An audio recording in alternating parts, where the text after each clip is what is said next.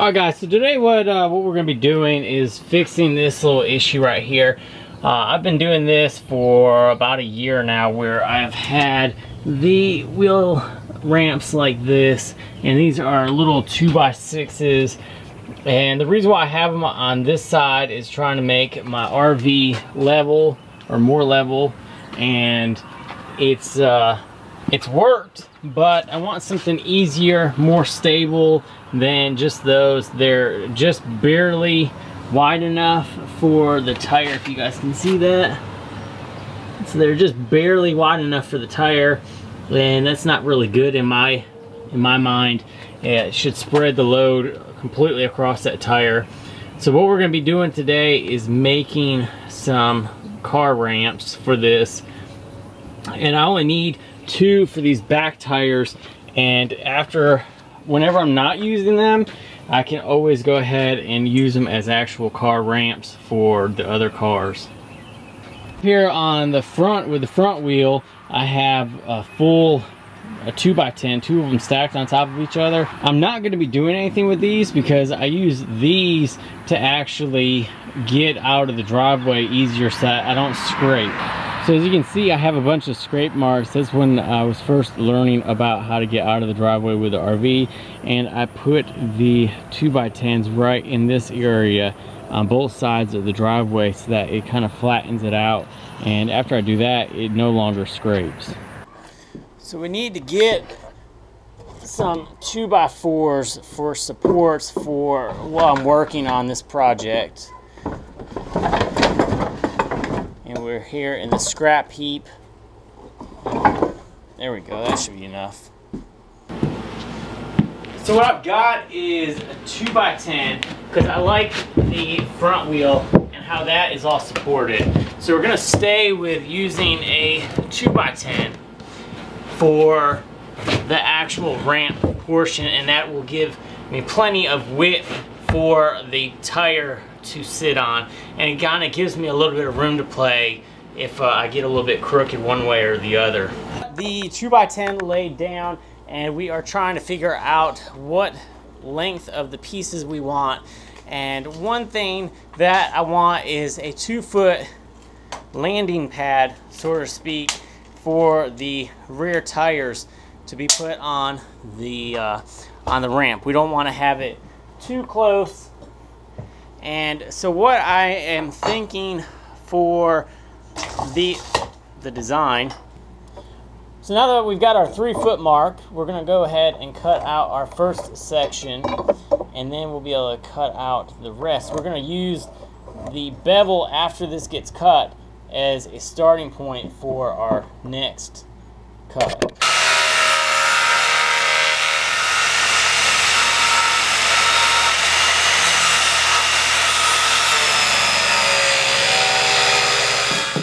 So now that we've gotten that cut, we can go ahead and come on the back side of this and measure our 2.5 feet. And we've got our new mark laid out right here.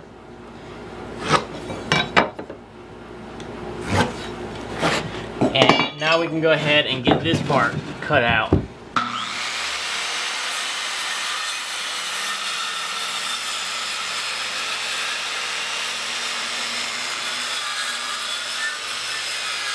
Now our next cut will be at 2 foot, so we can measure off that square edge, mark this at 2 feet, and we'll have to draw our line again. And at this point we'll go ahead and make another 45.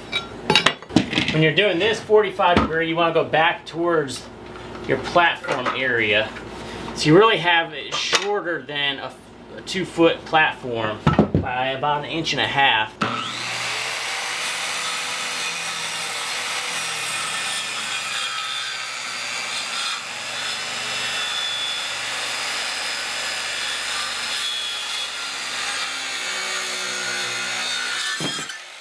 And now with this leftover piece, we're going to go ahead and cut this angled section off.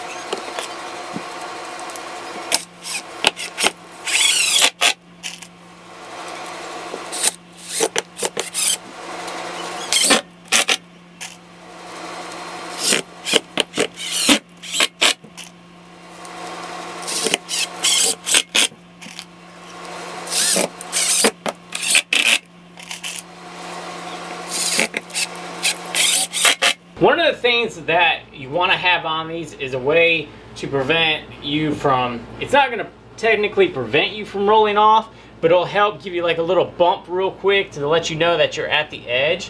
And so I'm going to be using the rest of the scrap 2x10. I've cut off the bevel that was on there, and you don't want to have it like this because over time this wood will warp and it'll bend outwards. So what you want to do is have it upright like this, and one it'll help so that this doesn't ever break off up here, and it'll also help it from like deforming over the time. So you want to turn it on its end, and now we can drill in from the back side.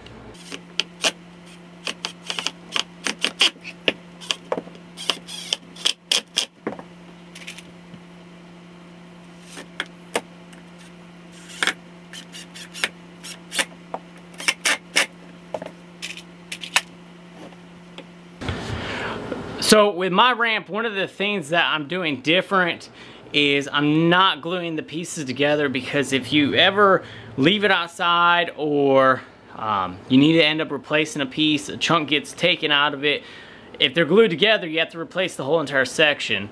But this way, if you have something get damaged, you can go ahead and unscrew it and then just remove that piece and put down a new piece of 2x10.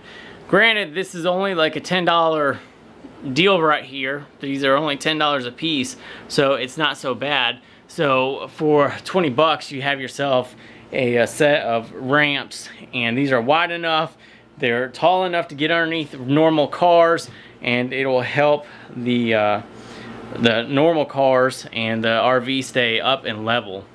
Alright guys, there you go. There is the final project with these all put together. You got 3 different tiers and the stop on the back side.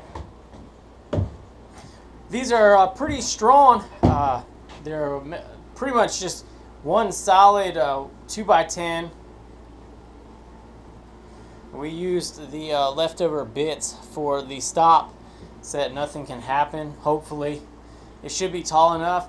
One thing you don't want to do is ever use just a 2x4. I mean, you're using 2x10s, a 2x material to get up to the next level. So if you have a 2x material right here, you'll end up just running right off of it.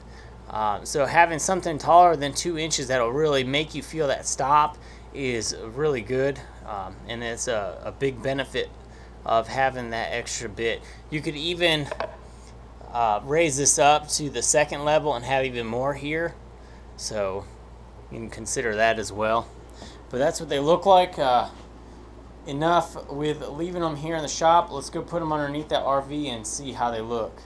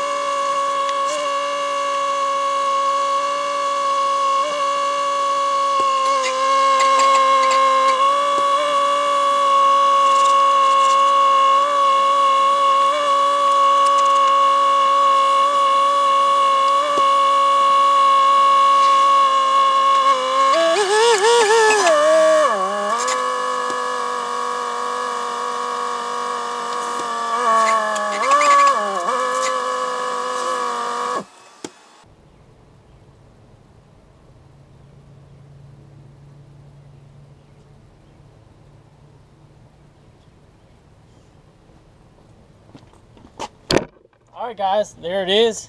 It is up on its blocks, and as you can see, that looks very nice. The wheels are fully supported now. It was very easy to get up there, and as you can see, I have plenty of room in the back side to keep on going if I needed to. So this was a good move to switch to these, and it's up higher, which gives me makes it more level. Here you go from the back side. So I'm happy with these. These have turned out really good. Thanks guys for watching today. I hope you guys enjoyed the video, and I'll see you guys on the next project.